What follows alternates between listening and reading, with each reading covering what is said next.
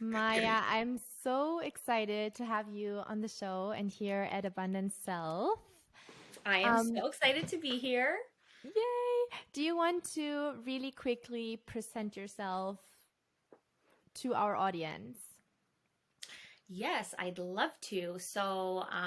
My name is Maya, and I actually found you because I was on Instagram one day and I remember just seeing one of your pins, one of those the top stories that you have, and I don't know, something pulled me in and I was like, who is this girl? And I saw your story, and I've never ever met anyone that had kind of a similar story about, chronic illness, chronic pain, and just dealing with that, and um kind of being like a medical mystery. I've never met anyone that I could relate to so well. And I remember I messaged you and you messaged me back like not long after, because we have like a 6 hour time difference. And you were like, oh my gosh, thank you so much for reaching out. And it was just so genuine. Like I just right off the bat felt this Mhm. connection. And I was like, oh my gosh, this girl's so nice. And we just started talking and vibing, and everything kind of snowballed from there. Yes, and And I'm here we are so now glad to recording a have met podcast you. together. Yeah. So glad to have met you. And I'm really excited to share my story too, because I don't know if anyone else has been through it. So I'm really excited to share. And if anybody else has been through it, they're more than welcome to reach out and chat, because it's really nice to connect with someone that has gone through something, right? Yes, absolutely. Oh, thank you so much. And I think we can take a lot from our conversation today. Especially because, as you said, like we both are kind of like this, um, yeah, mysterium, right? Like only the universe knows why we had to go through what we had to go through. And Mm-hmm. so maybe there's someone out there right now who is actually facing a really, really big challenge right now, or is also going through a process where there is no light at the end of the tunnel. There's no healing. There's no kind of, yeah, luck on their side. And so I think that we can help out here with some encouraging words and also this Yeah. story of, or at least empowering to say, you are not alone, right? You are not alone. That's why I have been sharing all this time about what happened to me, because I want to know, or I want to let you know, or anyone listening, that you're not alone. And it worked. Like we found each other, didn't we? Yeah. And I think it's so hard because you kind of said it spot on. Like, you don't see a light at the end of the tunnel. And we're kind of here to show you that there is a light. And you might not Mm-hmm. want to hear it right now, because when you're in it, it sucks. And you might be Yes. like, okay, where's the light? But I promise you, there is a light. And just like you said, I think that the universe gives you these challenges for a reason. And Mm-hmm. when you're in them, like, you have no freaking clue why, and you don't want to be in it. You're like, I don't want to learn this lesson. Right? Like, you're like, please no. This is uncomfortable. This is painful.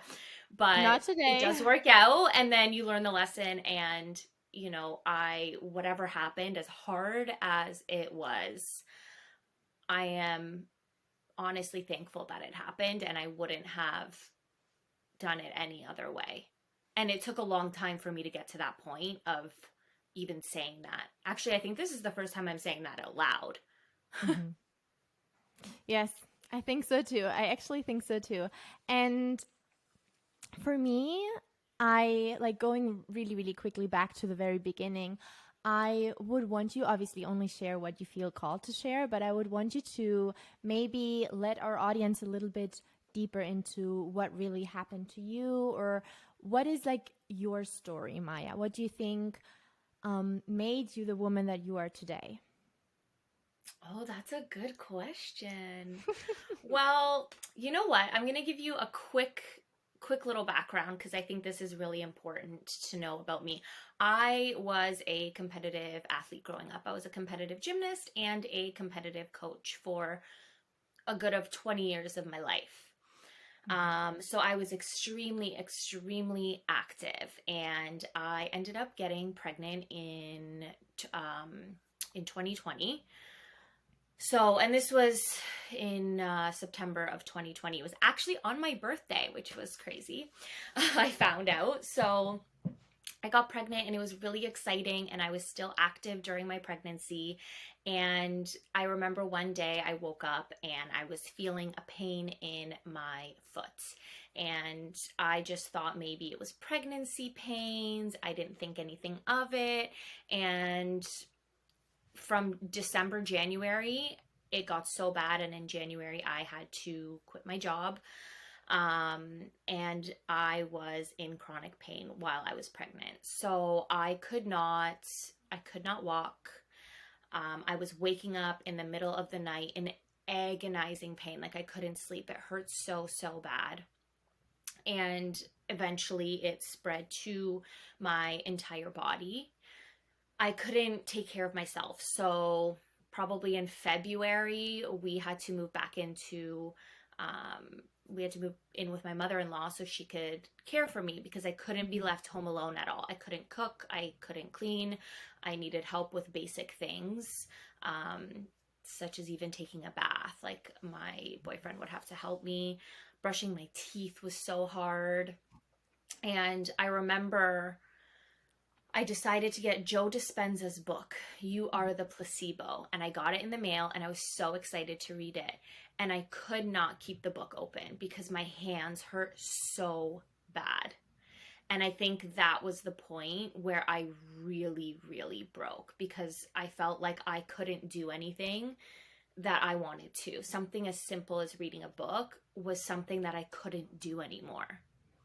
And I remember this feeling of just this wave coming over me as if like what is happening, what is going on. And I was also a medical mystery. Doctors had Mhm. no idea what was going on, so I didn't see a light, like you said.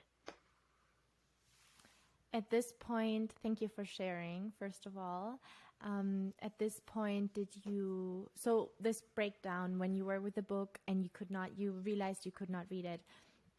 At this point, you've already been gone to so many different doctors, right? Mm-hmm. By this point, I've been to doctors, I've been to specialists, I was in and out of the hospitals, Healers. like almost it felt like daily. The amount of blood work I had done too, it was like it felt like every day I was getting something done and everything was coming back normal. So I Mm-hmm. was just at a point also where I just felt defeated. Like I didn't know what else to do to get help. And I was just tired. It was like, let me just be in pain and lay in bed and cry because there's nothing else I can do. I'm exhausted. And I think that's a big part is the pain is so bad, and that's one thing, but when you don't know what's wrong and you're constantly using whatever energy you even have to try and fight for answers, all of that combined is just it drains you. It drains you and it changes you. It changes your brain. I truly believe that it changed my brain and the way I think, but for the Mm-hmm. better. Yes. Oh, I just relate so much because this is exactly what I've gone through. So like I'm literally like as you're talking, I'm like revisiting in my brain that version of myself who went through this. And it's just as you say, it changes, right? Because it's for me right now, it's insane to think of it that that was me. That was me, right? Because now I am like normal again, or at least I think I am. However, yeah, as you say, like mentally, so much has changed, and maybe you can go into the moment when, well, like you had that breakdown, and how did you realize that it gets better again? Or was it that you got into manifestation work, healing, trauma, inner child, and so on? And then, like, over time, you realized, oh, hey, I don't have pain anymore. How is this? Yeah, so when I got to that point of essentially like complete defeat, um, I remember sitting in the shower, and I had to shower like sitting. I couldn't stand. And that day I was like, I don't want to have a bath. I just want to feel the water on me. So I just sat in the tub with water on me and I was crying. And I remember just, I've never been a spiritual person. And that was the first time I was asking like my spirit guides for help. I'm like, there has to be a point to this. I'm like, there is no way that I am sitting here in this amount of pain for nothing. Please just, all I want is to just feel connected to you at this time. And can you show me any signs that this is where I am supposed to be? And I remember just saying that and sitting in the shower crying. And then that's when I started getting into um, a lot more into meditation. And Wow. I think that helped me a lot. Was I can't do anything physically. I can't take action. I can't really think positively right now. I can't really do anything for relief because I was in such a bad place. But the one thing I can do is try and connect with something bigger than me. And I think that was the big changing point, was connecting to The divine. spirituality and my spirit guides. And yeah, so once I hit that point, I started seeing signs, and it was crazy. Like, I remember I was sitting in bed, laying in bed, and in my head, I just thought, I was crying, and in my head, for some reason, I was like, if you can show me an elephant in the next 5 minutes to let me know that this is not for nothing, I will be forever like just thankful, because I was, looking for something. Mm-hmm. I kid you not, 2 seconds later, I look at my phone. The first thing I see on TikTok is a girl selling stickers of elephants. And I didn't say this out loud. I was like, the phones didn't hear me. This was in my head. And it was weird Mm-hmm. synchronicities like that that started coming up that I noticed. And it just gave me that hope that I needed, because that's all I needed at the time. Yeah. But I think that's the big pivotal point that changed me, was meditation, connecting with myself. And that's how I started healing. And that's how I started manifesting, was through meditation and connecting with my inner being. And Mm-hmm. from there, I was able to take all of the other steps as they came. That's so beautiful. That's so, so beautiful. And I think you can be very proud of yourself. I don't just think that. It is like that. You can be very proud of yourself. Thank you. Now, yes. Now, is there anyone specifically that kind of like stood out in that time period, in that term of spirituality, or anyone that you mentioned, Dr. Joe Dispenza? So he was like someone that really inspired you on this journey, right? Yeah, yeah. He inspired me a lot. Like, just the fact that, we have the ability to change our brains, and his story and what he went through, I was like, the mind is so powerful. Yes. And with him, it was a lot of meditation work. So that was my core of where I started, and it worked. And I also, I've never ever shared this before. I don't even think to my own family. So, but my spirit guide, like who I look to now, is my grandma. And Mm, she was the one that I was constantly leaning on and leaning towards. And anytime something goes wrong, or anytime I need help, I always lean to her. And I just think it's super, super powerful. Because if you're not spiritual and you don't really know what spirit guides are, or you don't really know where to start, if you feel connected to someone, like I don't know, I just in my heart have always felt connected with her. And I did not know her well. Like, she lived in a different country. We didn't talk a lot, but something in me feels connected to her. yes. Um, and I just think if you're starting that journey of spirituality and you have no idea where, if there's someone that you can connect to in that way, it can be so, so powerful. Yes, absolutely. I love that. Yeah, and totally. And for you, it's the grandma. For me, it's actually my grandfather. So Oh, that's also, really? yeah, yeah. It's very also helpful, especially in those times when you hit rock bottom, and you don't know like what else to do anymore, because you have, as you said, put all your energy and effort into something that then didn't show um, showcased itself the way how you want it to. And then having someone in your mind that you can like ask for guidance. And that's why, like, exactly how you said it, you don't even have to be spiritual or know about spirit guides or anything, but just knowing that there is more out there, I think that is what helped me. And Mm-hmm. practicing it kind of to believe it, or making yourself believe it, that there is more out there. And I'm also really interested in, did you also like mm, say positive affirmations, or did you like also convince yourself more or less into believing that there is hope and there will be healing, or how did you handle it?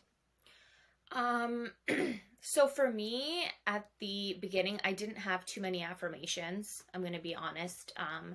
I felt like I was just like in a really bad place, and I didn't find affirmations worked. Mm-hmm. What I did find that worked for me, which might sound, a little strange, but it worked for me, was literally feeling as if I was being held by Whoa. my spirit guides. Like I just kind of felt like, okay, I'm being held. When I was in pain and crying and broken down, I literally felt like I was being hugged by them. And that just made Oh. me feel a lot better and less alone, and just that there is a higher purpose. Like it was a very, very slow progression for me Mm-hmm. in regards to like affirmations and manifestation, but I just touched so much on the spirituality side because it was so powerful, and because it literally shifted so much for me. Mm-hmm. And I still am so spiritual because of it, and I love it. And it it just really makes you understand that there's more than just me, there's more than just my body, there's more Yes. than just the things around me, and it's beautiful. And whatever comes my way, I can handle it. I'm here, I'm supported, and I can do this. Yes. Very well said, Maya. Very well said. And Oh, this is actually, well, now if you want to tell us a little bit about your story, what you're doing right now, you transformed, as I always say in my case, I transformed my pain into into my power, and so you transformed your pain into power. yeah, so I got into life coaching as well. What's crazy is that ever since I was a kid, I knew I needed to be some sort of teacher or coach or healer or something. I was a coach growing up, but even before that, my parents have this video of me being like, "What do you want to do when you grow up?" And I was like, "A teacher." And they're like, "Why?" I'm like, "So I could turn the lights on and off and tell people to be quiet." And it was something so silly, but it made me realize to my core when I think that was when I was 3 or 4 years old. I knew Wow. there was something in me that knew that that was kind of the way that I needed to go. And then I became a coach, and I knew, I really loved that, but it didn't feel like that was my calling. I always wanted to get into psychology. I never felt smart enough. And, Mm-hmm. there's things like that that come up in life too. You don't think you're good enough. And I think that big moment, I truly believe, had to happen. It was literally like the universe was like, we need to literally tear you completely apart and throw you in the gutter in order for you to wake up and do what we You're believe you are meant supposed to do. to. Yeah. Yeah. And, that may change over time, but right now they were guiding me to this because I'm going to be honest, I don't know if I would be here without that. I really, really don't, because I had no idea what a life coach was before this. I had no connection to spirituality before this. I was, nothing like that, because I was just very go, go, go. Mm-hmm. And when I had to sit and I was broken, it brought me into coaching, life coaching. And I recently shifted my niche a little bit to be more geared towards mothers. I still do regular life coaching, but because, I'm a mom and I also struggled with that, I really want to empower other women in motherhood who feel like maybe they've lost their identity to find themselves again. and Yeah. also their femininity, because I became a mother in my most masculine energy. It was a little bit more feminine because I had to slow down, and with my spirituality, I definitely listened to myself a lot more than I did. But I find that finding your feminine in motherhood as well is just so powerful. Mm-hmm. Oh yeah. I mean, I'm not a mother, but I know that I'm, or at least I'm very sure that there are a lot of women that you can help with. Because this was also a transformation that we went through. So like you're just evolving and it's really great to see. And I also think that through you being so honest and well open and vulnerable on here, there is some hope, for anyone listening who cannot see some light right now. Um, Now you know that the most important thing is, even if you don't want to, or even if it feels hard, to just try at least to connect to yourself, ask for guidance, higher source, and yeah. I think that's the biggest thing. I think when you're in something so deep, um, I think you just have to find relief. Mm-hmm. How can you find relief, and how can you find kind of trust again in yourself? And then once you do that, once you find relief and once you start trusting, then you can start, working on joy, what brings you joy, and working on that person that you really want to become, because Yes. that's where the manifestation comes in, and that's where the ball gets rolling and all of that great fun stuff, right? But all the stuff we love. Yes, we do. Yeah, no, totally. I think a very important thing to say here is also not to get too stressed about it. Like, for example, if I remember, and I'm sure, Maya, that you can relate, I remember days where, friends wanted to go out or my sisters wanted to go out, and I felt so stupid not to go, or I felt so like, you know, almost guilty that I couldn't be that person anymore that would go out and have fun, like party with Mm, them. But then here I am having so much pain that I cannot even fall asleep. Like, of course, I all I want to do is be in bed and, like, I don't know, cry, or just let all my emotions out. Maybe journal on it. Maybe do a meditation where I feel at least a little bit pain relief or a little bit better. And I want to say that that's okay too. I want to say that it doesn't matter. At least I had to learn it, that it doesn't matter if in that moment the other person is upset or not. You don't have to feel guilty. You have to just do whatever you want to, honestly. Because you are on this yeah. healing journey, right? Like, going through this healing journey, um, you are in that situation because obviously there's something you have to work on. And now is the time to look, open your eyes and look and see what's happening right now, because otherwise you wouldn't have been forced to come to that point. But both of us, we got so forced, completely, lost our jobs, completely out of life, in the middle of life, right? And that's for a reason. And so I think not beating yourself up and just, um, yeah, remembering that this is for a reason. So why not actually take it also, take the time to work on yourself and, yeah, to improve mentally, I guess. Yeah. No, I love that. And I think that's a really big point, is the fact that, oh, like I can't go out anymore. I can't be that person that I used to be, and that guilt and shame you feel around it. It's like the universe is like, okay, these were all the things that you used to do to either make you happy or to kind of not sit with your own thoughts, right? And now it's like, okay, I can't reach for that anymore either. Like I am forced to sit. I want to go out, and it's also just navigating that new version of you, letting Mm-hmm. go of an old version of yourself, which I don't think is talked about a lot too, because you do Yes. change. A lot of things change.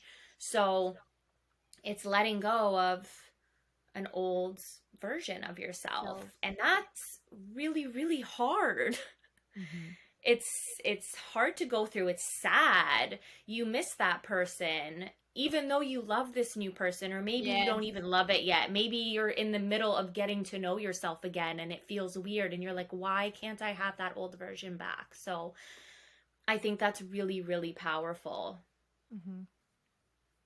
Yeah, absolutely. I think especially now getting into motherhood, or this is for you even a bigger transformation yet, with literally letting an old version of yourself, sorry, go, and stepping into that new version who's a mother suddenly and responsible for more than just herself. Um, Yeah. so this is definitely a topic for another podcast episode, I'd say. I will Yeah, have we you can back on definitely here. talk about that. I'm okay with that. I'd love it. Yes. Yes. No, but everything you said, so powerful, so valuable for, I think, now one more thing that I wanted to mention or ask you is, do you think, of course, everything had to happen the way it had to happen, right? But do you think you could have potentially like prevented it? This whole, I mean, maybe not the chronic pain, but this whole depression that came with it. Do you think now, for someone listening, for example, who is not in that situation, but already feels that the life is kind of like, that there's a deeper desire inside and yet not listening to that desire, how we always tend to do that. Mm. Do you have any advice what to do maybe to prevent like a big challenge, or let's say a big I only know the word in Spanish, caída, like when you fall down. I guess. Like a big fall. Yes. Um, yeah, I think I'm gonna be honest. I think when you're going through, I think honestly, when you're going through this, you have to fall in some way. I don't think there's a way of avoiding it. I'm very Yep. big on letting yourself feel the emotion. So when the universe is trying to guide you, it's going to shake up your life. When you're Mm-hmm. ready to level up, the universe wants to know, okay, is she ready or is she the Is same she person that ready? she used to be? And it's going to tear things up. It might even take some people out of your life too, like literally physically. You might lose friends. You might, you know, go through something like that as well, in order to make space for more. So when this is happening and you're in the middle of that, or you're just about to, and you're at that tipping point that you're not there yet, I think it's really important to not judge yourself on what's happening, to not question so much of why, or this is unfair, or things aren't going my way, and more of, okay, I'm upset, this is happening, let me feel upset, let me feel my emotion, and let me accept this. And I think once that acceptance starts coming with the emotions is when things start changing and when you can start growing. Yes. Because I'm going to tell you something. I think the universe is testing me again with certain things. Like, I'm getting that everything's falling apart. Like, the last week, it was like when it rains, it pours. And I feel a lot of my old self coming back in the way that I'm handling the situation. And I'm like, wait a minute. Same here. Wait a Even here. minute. Yeah. So I'm letting myself, instead of getting angry or getting upset and sticking with that, I'm letting myself feel it, release it, and trust. Good. And, and you keep all of those practices in as well, all of your self care practices. You don't want to let that go during these times. Like, you don't want to completely just fall apart and go to, old ways that you might have been coping with things, whether that's, oh, I'm just going to, go out drinking with friends, or I'm just going to binge watch Netflix. It's like, when you're going through it, take the time to do what you got to do, sit with yourself, meditate, self-care routine, whatever that means. Take a bath, really sit with yourself and learn what is literally about to transform your life. Hmm. Yes. Oh, yes. I love this so much. I love you so much. I'm so grateful that we had you here on the show. I am so Where, happy you asked. of course, where can we all find you? So it's Instagram. Yes, you can find me on Instagram. So it's Ogain Mind. So that's OGIEN Mind, MIND. It means fire mind. Ogain Yes, is fire I in Polish, I've been which meant to ask I you have a tattooed here. couple of times. Cool. That's so cool. Yeah, I've been meant to ask you a couple of times, like, where does this name come from? Yeah, so it's called Fire Mind. So my mom is a fire sign, and I think all of us have a fire within us. But fire can be super destructive. It can, burn down houses and, all of that terrible stuff. But it also has so many benefits. It can keep us warm. It really, if we use the fire the proper way, I think it can ignite our souls in the most positive, positive way. Yes. And Oh, it's all in the mind, baby.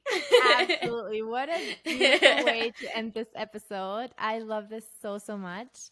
Once again, thank you for being here. And thank you for listening to the Abundant Self podcast. We see you